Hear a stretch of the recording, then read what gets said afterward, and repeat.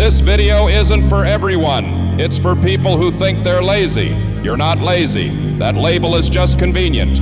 Because if you're lazy, you don't have to ask a harder question. What are you avoiding? In the last video, I said motivation won't save you, and that probably annoyed you. Because if motivation isn't the problem, then the problem is closer to home. This video explains what it actually is. Think about this. You can scroll for hours. You can watch videos. You can plan research and think endlessly. But the moment it's time to start, you freeze. Not tired, not distracted, just resistant. That's not laziness. That's avoidance. Lazy people don't feel guilty, they don't care, but you do. You overthink. You feel behind. You feel pressure every time you're alone with your thoughts. Lazy isn't the right word. Uncomfortable is. Most people never notice this distinction. They just call themselves lazy and move on. If this is clicking for you, you're already ahead of where you think you are. You avoid things for 3 reasons. Not 10, not 103. Fear of failure, fear of judgment, fear of discovering you wasted time. And instead of facing those fears, your brain offers an escape.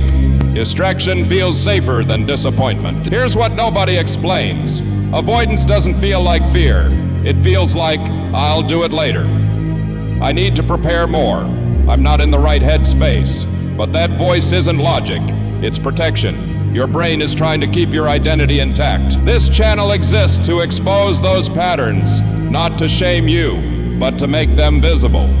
If you want to stop running the same mental loops, subscribe and stay here. Here's the uncomfortable part.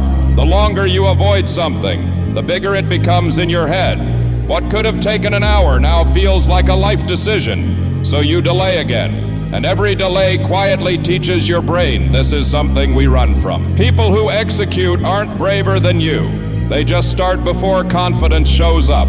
They act while it still feels messy, while it still feels scary, while it still feels unfinished. That's the real skill. But here's the trap.